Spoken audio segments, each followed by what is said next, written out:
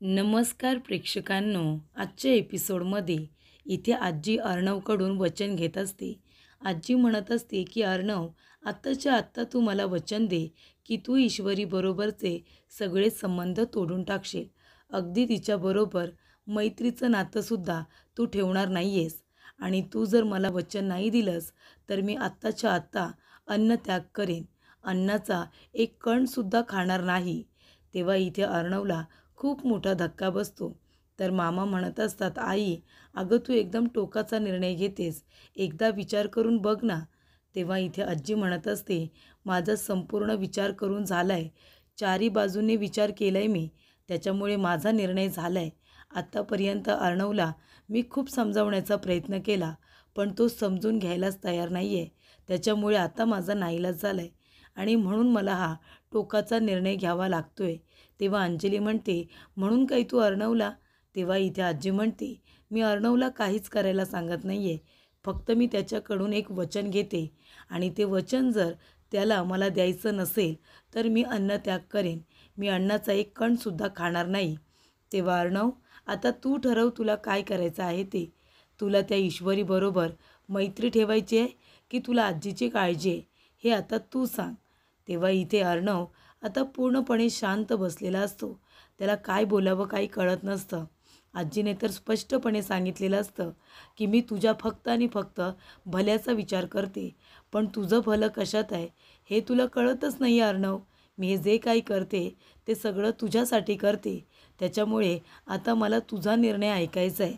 तेव्हा इथे आजी म्हणत असते की तुला ईश्वरीबरोबर मैत्री ठेवायची गरज नाही आहे, तुला माझं ऐकावंच लागेल आणि जर तुला माझं ऐकायचं नसेल तर माझा निर्णय झाला आहे.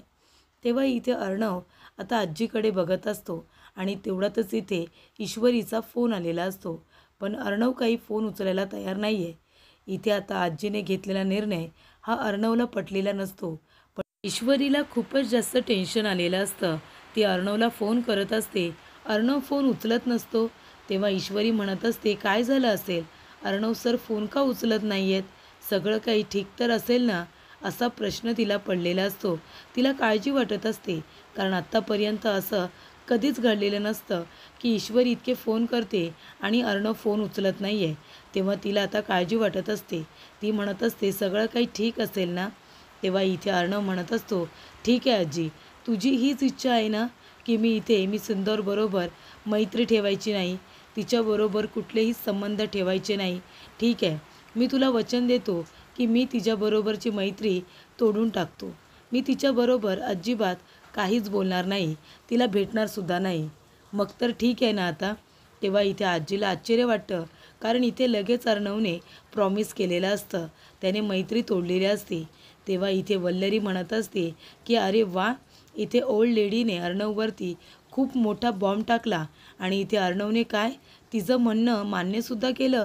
त्याने लगेच तिला प्रॉमिससुद्धा केलं की ईश्वरीबरोबरची मैत्री तोडून टाकेन म्हणून. तेव्हा इथे वल्लरी म्हणत असते की वा अर्णव वा, एका झटक्यात तो आजीला प्रॉमिस दिलंस. इथे आता म्हातारीला मानायला पाहिजे, म्हातारीने एका झटक्यात तिचं काम करून दाखवले. तेव्हा इथे अर्णव म्हणतो, आजी तू उपाशी राहू नकोस, काहीतरी खाऊन घे, तुझी हीच इच्छा आहे ना, मी तुझी इच्छा पूर्ण करतो. मी सिंदूरबरोबर आता कधीच बोलणार नाही आहे, तिच्याबरोबरची मैत्री मी तोडून टाकली. ठीक आहे ना, पण तू उपाशी नको राहूस, तुझा आणि काहीतरी खाऊन घे, तुला त्रास झालेला मला आवडणार नाही आहे, असं इथे अर्णव आता म्हणत असतो आणि तो सरळ उठून आपल्या रूममध्ये निघून जातो. त्याला फार इथे खरं तर वाईट वाटलेलं असतं, पण आजीच्या समोर तो दुसरं काहीही बोलत नाही.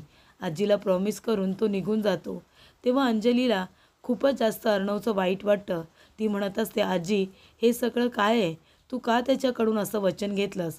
तेव्हा आजी इथे अंजलीला हात करते आणि तिला शांत बसायला सांगते. त्यानंतर प्रेक्षकांनो, इथे अर्णव आजीच्या रूममधून बाहेर येतो. त्याला इथे खूप मोठा धक्का बसलेला असतो. पहिल्यांदा त्याने कुठल्या तरी मुलीबरोबर इतकी छान मैत्री केलेली असते आणि इथे आजीला ती मैत्री आता मान्य नसते. अर्णवला खूपच जास्त वाईट वाटलेलं असतं. त्याला ईश्वरी बरोबर घालवलेले ते प्रत्येक क्षण आठवत असतात. बघा, जेव्हा इथे तो ईश्वरीला वाचवायला येतो, गोडाऊनमधून घेऊन जात असतो, तेव्हा इथे ईश्वरी अर्णवचा हात पकडून त्यालाच आपल्याबरोबर घेऊन जात असते. सातत्याने बडबड करत असते. ते इथे ईश्वरीच्या ओढणीचं उडणं आणि ते अर्णवच्या चेहऱ्यावरती जाऊन बसणं, या सगळ्या गोष्टी आता त्याला आठवत असतात. जेव्हा रानामध्ये ते लोक फसलेले असतात, तेव्हा अर्णवला तहान लागलेली असते. तेव्हा ईश्वरीने पानांचा इथे आता डो तयार केलेला असतो आणि त्याच्यामध्ये अर्णवसाठी पाणी आणलेलं असतं. तर इथे पावसामध्ये पहिल्यांदा तो ईश्वरी बरोबर भिजलेला असतो आणि दोघांनी सोबत डान्स केलेला असतो. या सगळ्याच गोष्टी ज्या त्यांनी एकमेकांबरोबर केलेल्या असतात, त्या त्याला आता आठवत असतात. तिच्याबरोबर घालवलेला तो प्रत्येक क्षण आता अर्णवला आठवत असतो. त्यानंतर प्रेक्षकांनो, इथे आज ईश्वरी खूपच जास्त बिझी आहे. तिकडे अर्णवचा सगळा दिवस टेन्शनमध्ये गेला आहे, तर इथे ईश्वरीचा सगळा दिवस कामात गेला आहे. तर इथे आता चांगल्या ऑर्डर येत असतात आणि ईश्वरी आणि नम्रता दोघीजणी ऑर्डर पूर्ण करून देत असतात. तेव्हा इथे आजचा दिवस छान त्यांचा कामामध्ये गेलेला असतो.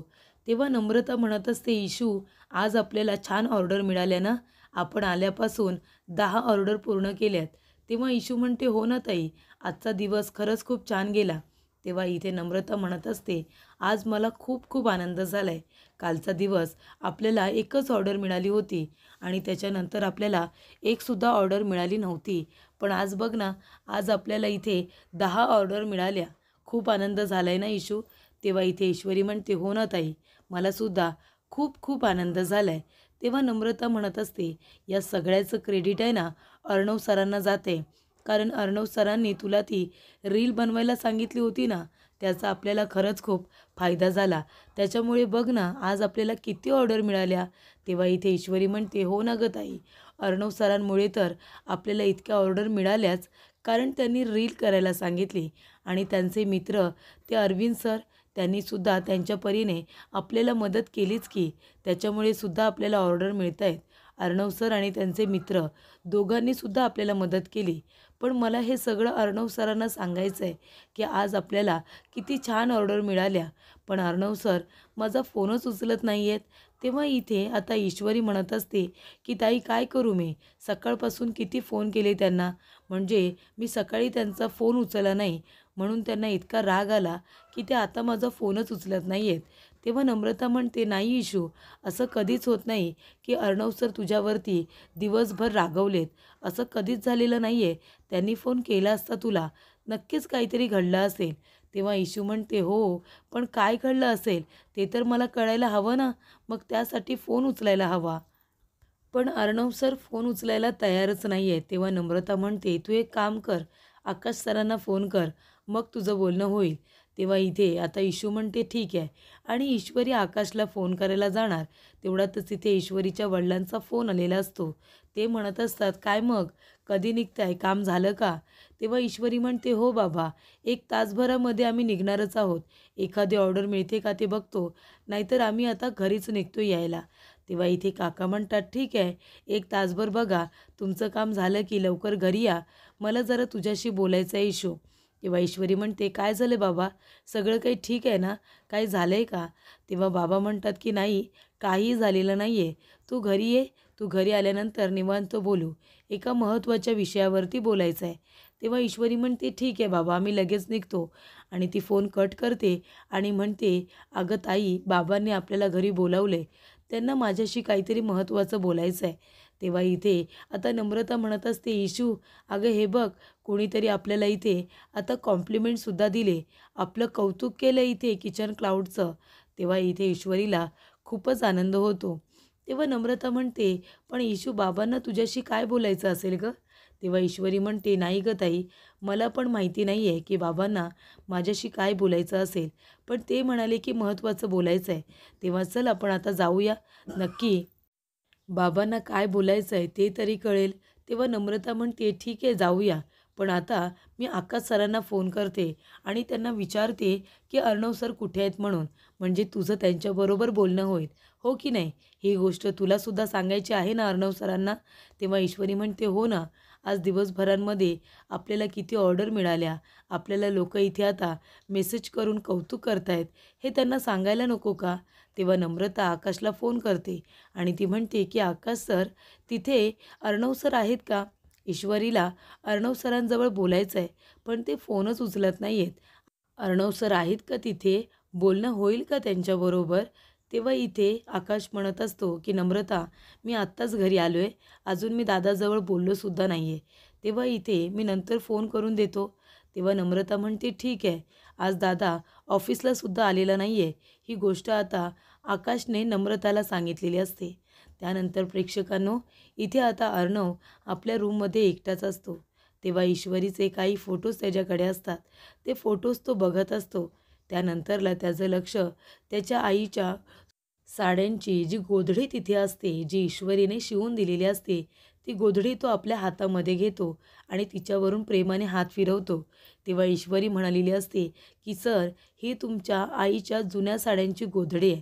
मी तुमच्यासाठी मुद्दाम शिवली आहे, कारण ही गोधडी जेव्हा तुम्ही अंगावरती घ्याल ना, तेव्हा तुम्हाला आईच्या कुशीत शिरल्यासारखं होईल.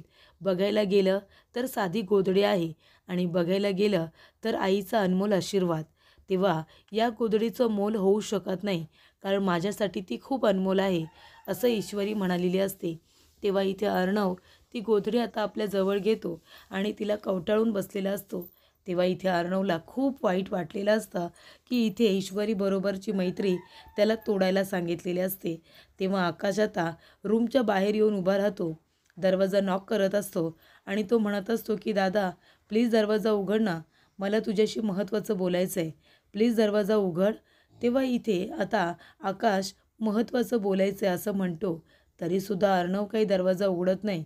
तो म्हणतो की मला कोणाशी काही बोलायचं नाही आहे, लिव्ह मी अलोन.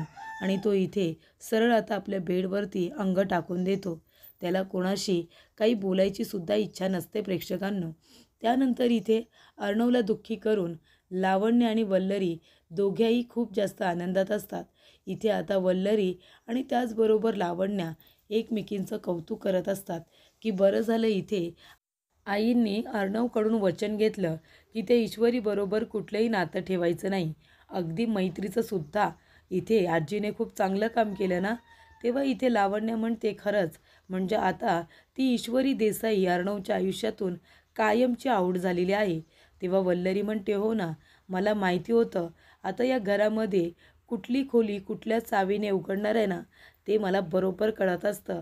मला माहिती होतं या म्हातारीने अन्नत्याग केला ना, तर अर्णव लगेचच तिचं सगळं बोलणं मान्य करेल आणि म्हणून तर मी तिला ही आयडिया दिली होती.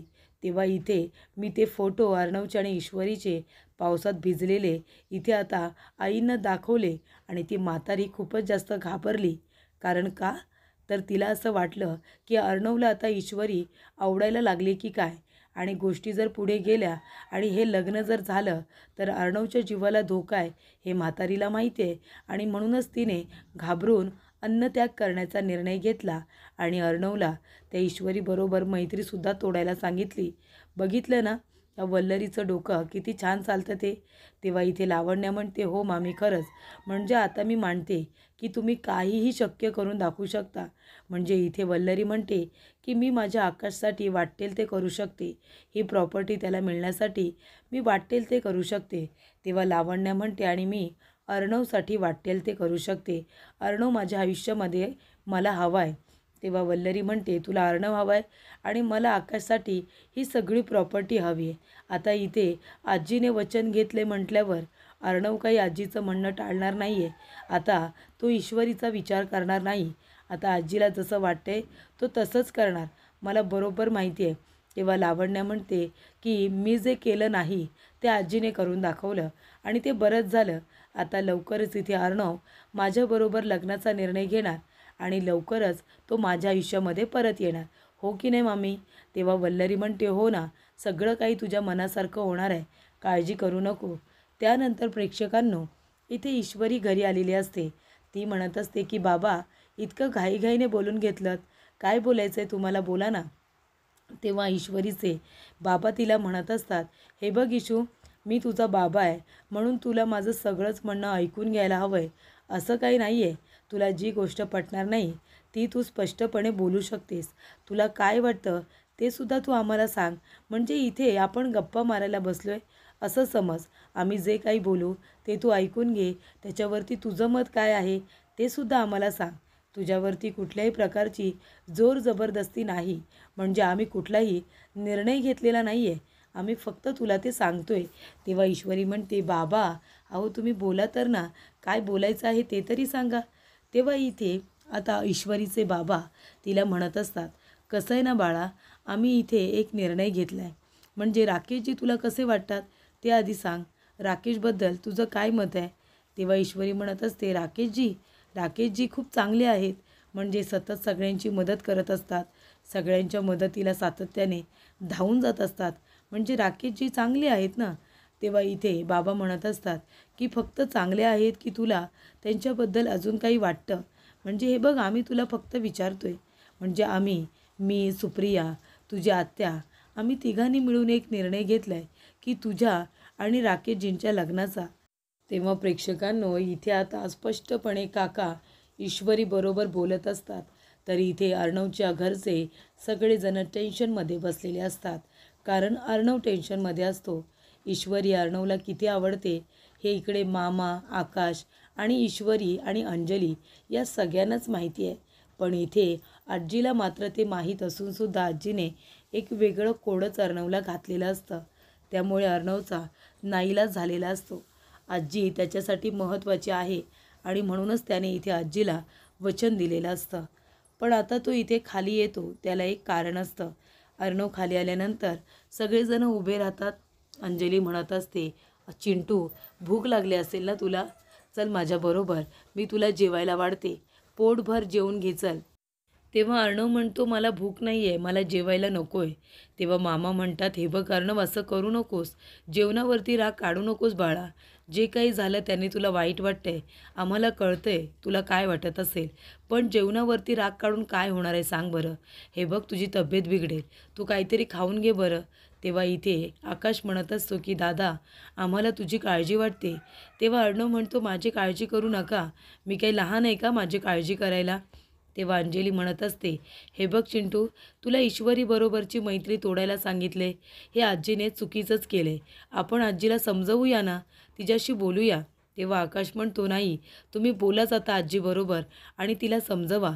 तेव्हा अर्णव म्हणतो, खरंच त्याची काही गरज नाही आहे. हे बघ, आजीने खूप केले आपल्यासाठी. म्हणजे मला आजीला माझ्यामुळे कुठलाही त्रास झालेला बघायचा नाही आहे. माझ्यामुळे आजीला कुठलाही त्रास होता कामा नये. ती व्यवस्थित असली पाहिजे आणि म्हणूनच मी तिला वचन दिले. तेव्हा तुम्ही कोणीच तिला आता काही बोलू नका. ताई, आई गेल्यानंतर आजीनेच आपल्याला लहानाचं मोठं केलं आहे ना. तिने काय काय केलं आहे आपल्यासाठी. मला तिला आता कुठलाही त्रास द्यायचा नाही आहे. तेव्हा तुम्ही एक काम करा, मी तुम्हाला खाली फक्त एवढंच सांगायला आलो आहे की तुम्ही कुणीच माझं टेन्शन घेऊ नका. मी एकदम ठीक आहे. माझं जे काही चाललं आहे ते चालू द्या. पण तुम्ही स्वतःची काळजी घ्या. स्पेशली ताई, तू प्रेग्नंट आहेस. तू माझ्यामुळे त्रास करून घेऊ नकोस. तुला झालेला त्रास मला बघवणार नाही. तुम्ही सगळेच माझं अजिबात टेन्शन घेऊ नका. स्वतःला त्रास करून घेऊ नका माझ्यामुळे, असं आता अर्णव म्हणत असतो. तेव्हा अंजली म्हणत असते की कधी कधी प्रेमापेक्षा उपकाराचं ओझं खूप मोठं असतं. इथे आजीने आमच्यावरती उपकारच केलेत ना, तेव्हा तो आपलं प्रेमसुद्धा बाजूला ठेवायला तयार झाला आहे. तेव्हा इथे आता बाबा म्हणत असतात की ईश्वरी, म्हणजे आम्ही तिघांनी मिळून तुझ्या आणि राकेशच्या लग्नाचा विचार केला आहे. तुला राकेशबद्दल काय वाटतं? तेव्हा इथे ईश्वरी म्हणते, बाबा राकेशजी खरंच खूप चांगले आहेत. पण तेव्हा इथे आता पण म्हटल्यानंतर तिच्या मनामध्ये असंख्य प्रश्न हे उभे राहिलेले असतात. तर प्रेक्षकांनो, पुढील भागामध्ये इथे नम्रता म्हणते, ईश्वरी तुला खरंच तुझं संपूर्ण आयुष्य राकेशजींबरोबर काढायला आवडेल? तू त्यांच्याबरोबर सगळं आयुष्य घालवशील? तेव्हा इथे ईश्वरीला प्रश्न पडलेला असतो, कारण हे तर शक्य नाही आहे. तेव्हा इथे नम्रता म्हणते, तेच म्हणते मी, अजून वेळ निघून गेलेली नाही आहे. तुझा निर्णय तू बदलू शकतेस. काही गरज नाही आहे तुला राकेशजींबरोबर लग्नाचा निर्णय घ्यायची. कळतंय का तुला? तेव्हा इथे नम्रताने ईश्वरीला समजावलेलं असतं. ईश्वरीने हा निर्णय आपल्या आईवडिलांकडे बघून घेतलेला असतो. तर प्रेक्षकांनो, इथे आकाश येतो आणि म्हणत असतो, दादा नम्रताचा फोन आला होता. ईश्वरीने तेव्हा इथे अर्णव म्हणतो, काय ईश्वरीचं काय? तेव्हा आकाश म्हणतो, नम्रता म्हणत होती, ईश्वरीने त्या राकेशबरोबर लग्नाला होकार दिलाय, कळतंय का तुला? तेव्हा इथे ईश्वरीने आता लग्नाला होकार दिलाय ही गोष्ट जेव्हा अर्णवला कळते, जेव्हा आकाश सांगतो, तेव्हा बघा त्याला किती मोठा धक्का बसलेला आहे. म्हणजे ईश्वरीचं लग्न त्या राकेशबरोबर ही गोष्ट आता अर्णवला माहिती असते, पण इथे ते घरातले लोक लग्नाचा विचार करतायत ही गोष्ट अर्णवला माहिती असते, पण एवढ्या लवकर ईश्वरीसुद्धा लग्नाला होकार देईल हे अर्णवला वाटलं नव्हतं, पण ते सुद्धा आता झालेलं असतं. त्यामुळे अर्णवला खूप मोठा धक्का हा बसतो.